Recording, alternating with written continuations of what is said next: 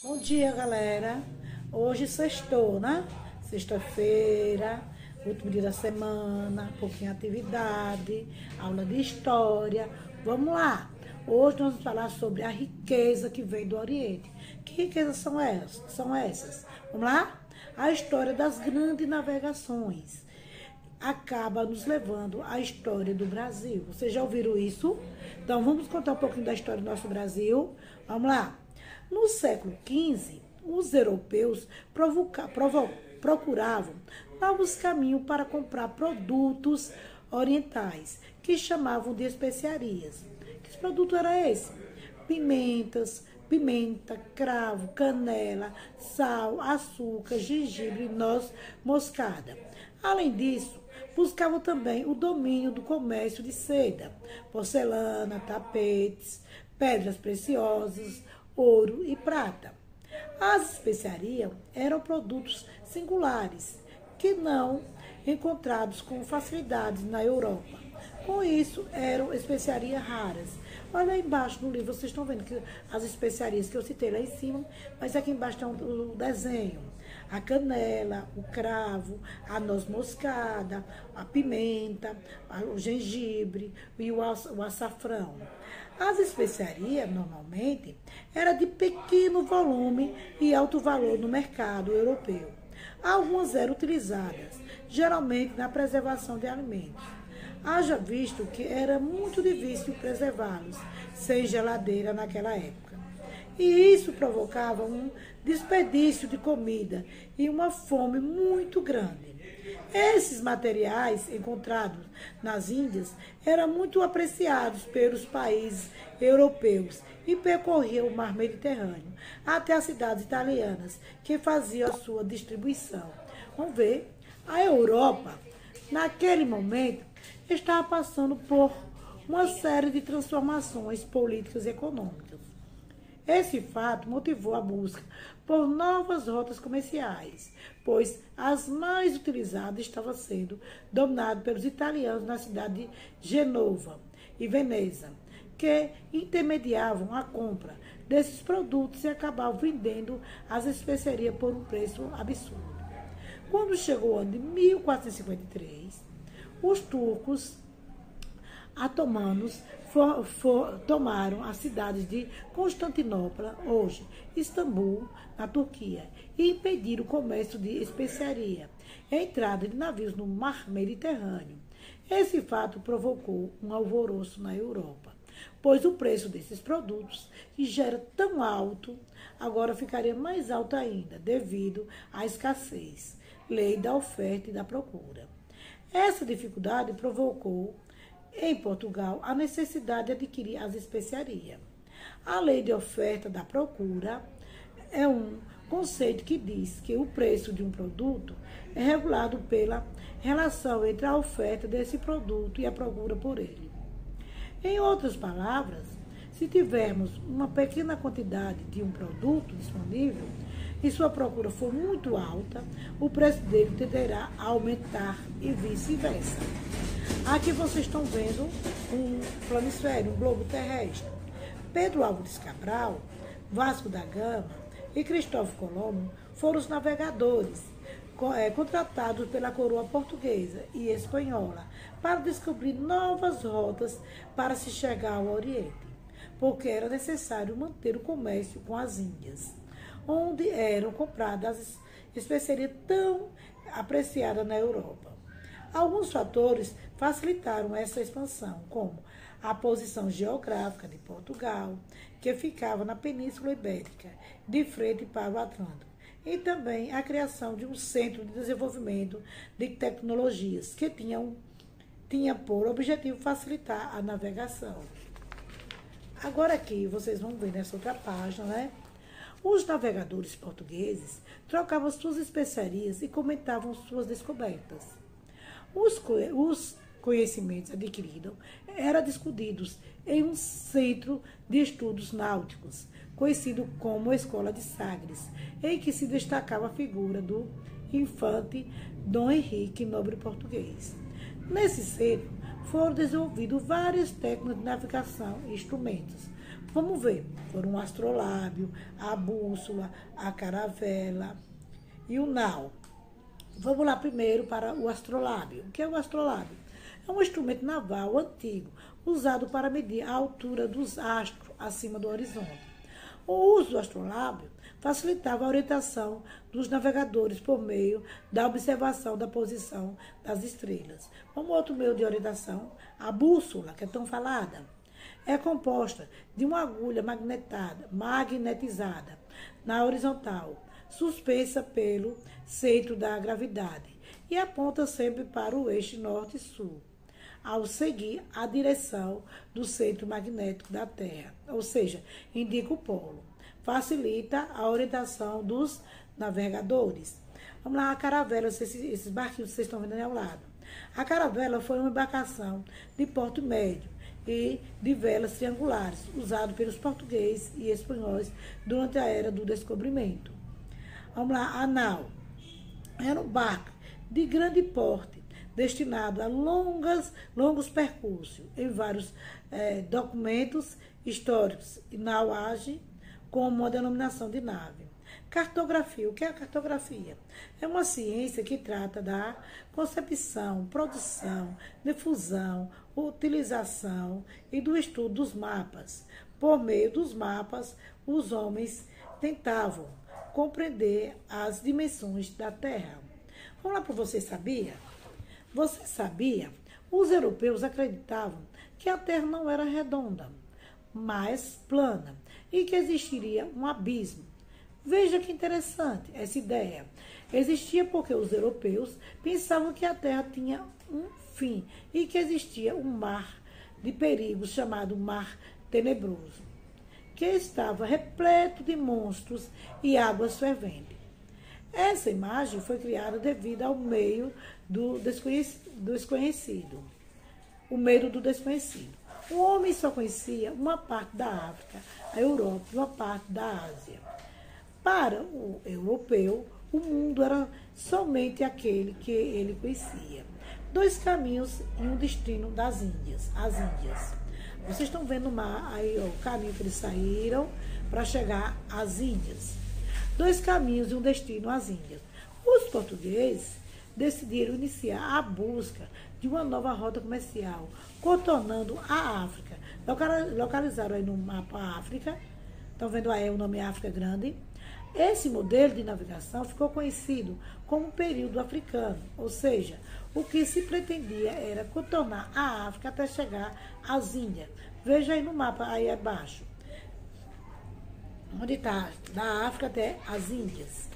Vamos lá, no outro lado, a Espanha também queria atingir as Índias. Iniciou o seu processo de navegação após a formação de seu estado. Em 1492, estava a serviço da Espanha um navegador genovês, Cristóvão Colombo, que, em audiência com o rei Fernando de Aragão e a rainha Isabel de Castela, conseguiu a aprovação para a sua viagem, o que, na época, soava como uma verdadeira loucura. Veja aí no mapa. Cristóvão Colombo disse à corte espanhola que a terra era redonda e que ele conseguiria chegar às Índias, indo do Ocidente para o Oriente. A reação foi imediata.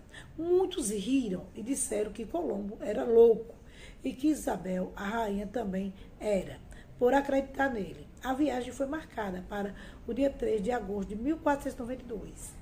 A tripulação, comandada por Colombo, saiu do Porto de Palos, na Espanha, e foi rumo às Índias, cruzando o Oceano Atlântico em 3 embarcações, que são elas, Santa Maria, Nina e Pinta.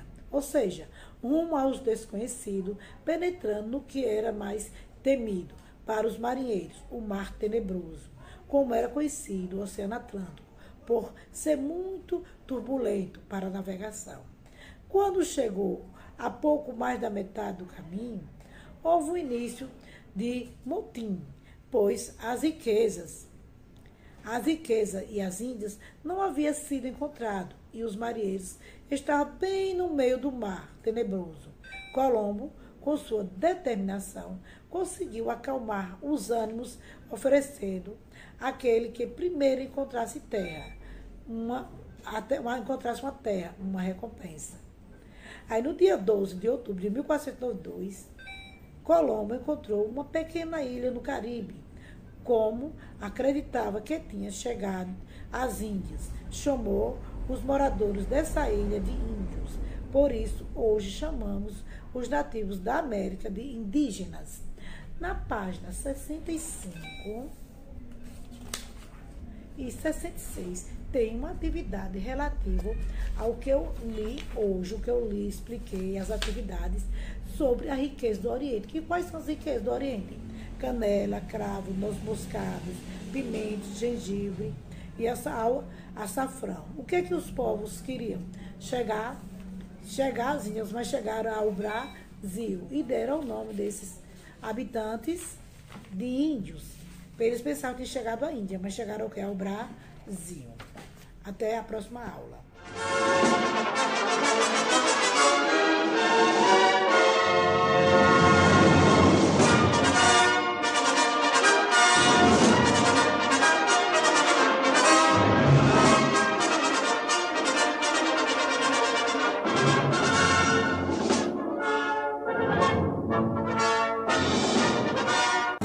Cristóvão Colombo.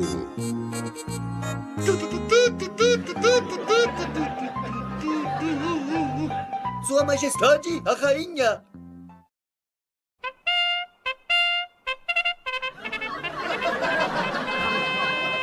Mandaste me chamar, Fernando? Sim, chamei. Quero saber o que fez com as joias da coroa.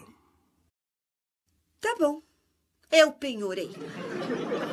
Puxa vida. Em que estava pensando? Está ficando louca! Está me insultando, Fernando! Pouco me importa o que sente se quer saber. O que me importa é para que quer tanto dinheiro. Está bem.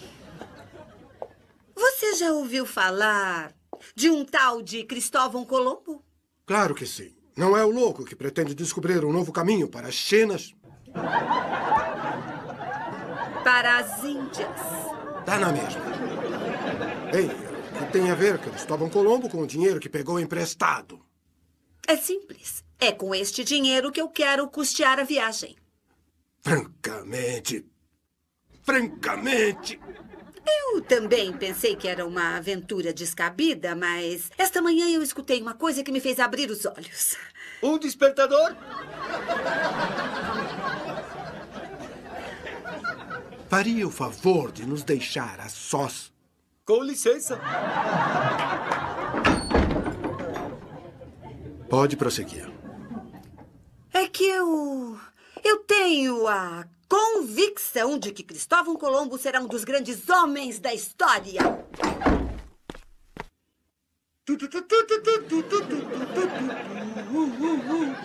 O almirante Cristóvão Colombo!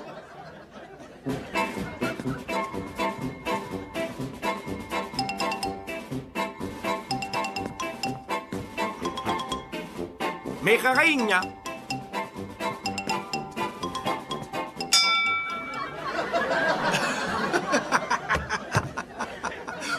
Um dos grandes homens da história. Imagina como serão os pequenos. Fernando! Sim, perdão. De modo que o senhor é o tal Colombo?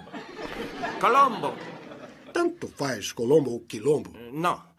Io sono il famoso Cristóvão Colombo che vai fazer um più grande descobrimento se por mar um tanque de guerra se por terra um navio militar. E como pode apreciar, o senhor Cristóvão Colombo é um velho lobo do mar. Bom, que é velho, ninguém pode discutir.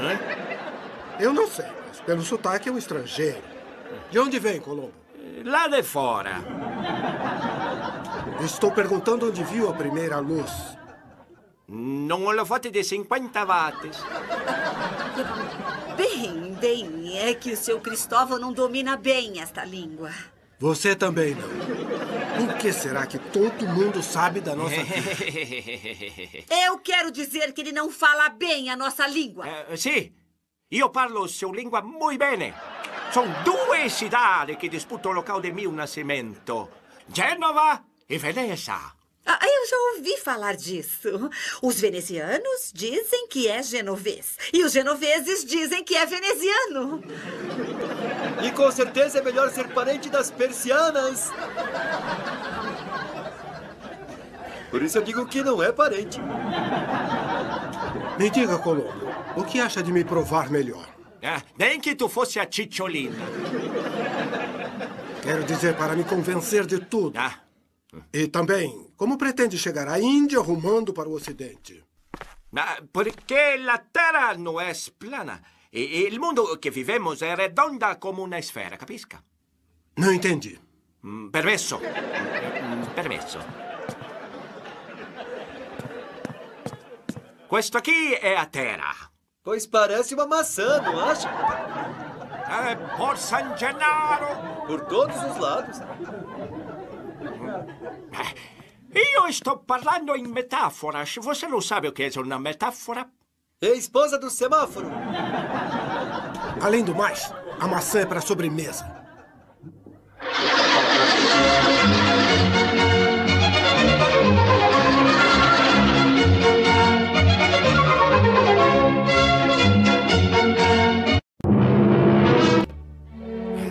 Redonda, redonda. La Terra è come una sfera redonda, capisca? Do que ele está falando? De botânica. A bambina é burra. Antes ela do que eu. Mas eu entendi. E o que ele disse? Que antigamente se acreditava que as maçãs eram planas. Não é? Melhor io dare una explicação com mio mappa. É seguro aqui, carissima. Muita grazie. Esta é uma carta marítima de muito valor. Permesso, permesso. Questo è de mare, permesso. E questo è de mare, permesso. E questo è de mare, permesso. Gustavo, e se prendermos com isto? Muito bem, carissima. Não. Aqui as maçãs são baratíssimas. Ela é caríssima. Eu que o diga. Ainda mais agora que penhorou as joias da coroa. Bem, Fernando, deixa ele continuar explicando. Io vou me mandar do Porto de Palos, capisca? Sim. E isto aqui representa o mar. Ecco.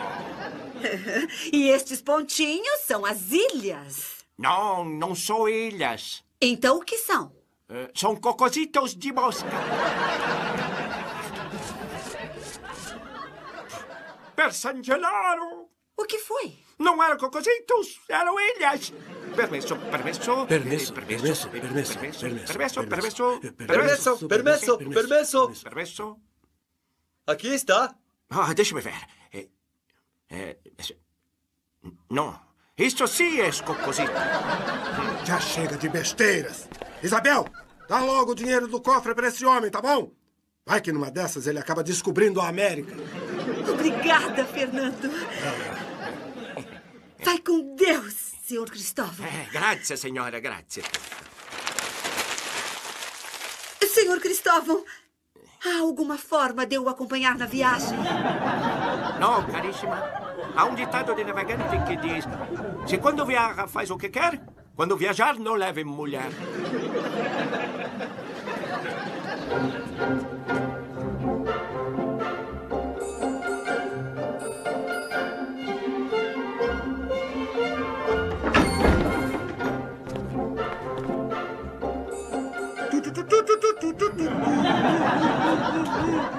Sua Majestade!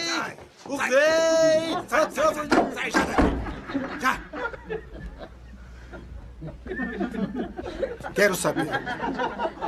Já faz 7 meses que seu amigo partiu e não retornou com o dinheiro das joias. Acha que ele vai retornar um dia? Sim, Fernando, sim.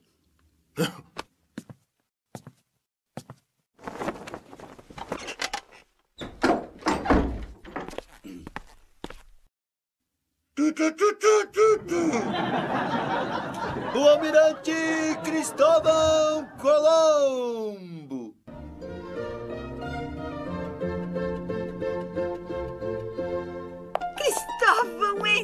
Entre. Grazie, signora. Grazie, signora. E essas exóticas damas? 2 mulheres que eu trouxe de minha viagem pelas Índias.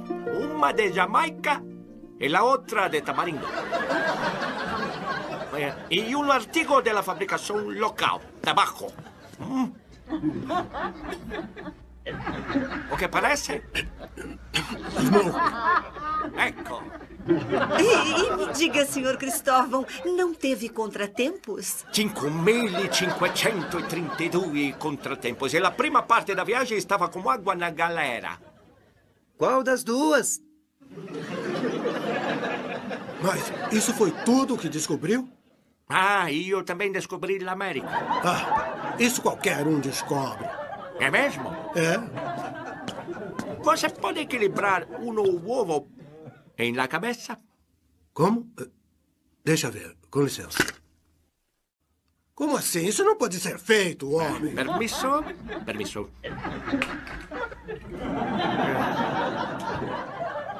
Depois que uma pessoa fez, qualquer um pode fazer.